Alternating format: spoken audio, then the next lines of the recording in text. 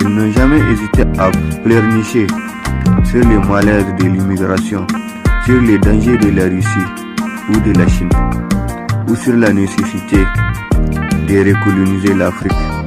Surtout en ce moment où le soleil radié d'un panafricanisme aguerri dénonce les dangers de cette coopération dite d'égal à égal. Nous avons été des millions à croire que l'esclavage a été aboli depuis la conférence de Berlin.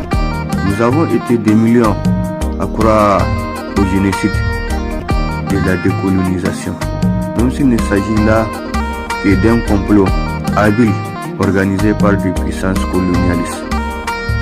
Même si l'histoire a démontré qu'il ne s'agit là que d'un complot savamment organisé par les chanteurs de la démocratie et des Lumières.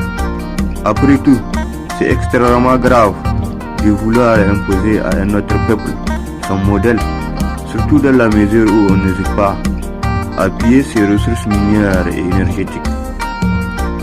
Même si depuis peu, nous avons appris qu'un plan génocidaire intitulé ITA a été mis en œuvre par l'Occident afin de détruire l'Iran, la Turquie et l'Algérie, même si ce ne sera pas étonnant que ceci puisse échouer, car derrière tout stratège, il y a un savant plus avisé que lui.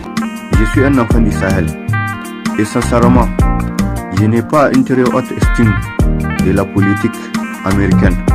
Elle est même très nulle à mes yeux, car les États-Unis d'Amérique symbolisent une mégalomanie sans commune mesure, une condescendance extrêmement décadente, une condescendance extrêmement habile pour envahir et détruire tout sur son passage, une condescendance extrêmement dangereuse à tous ceux qui s'opposent à l'appareil militaire d'un pays dit de la liberté.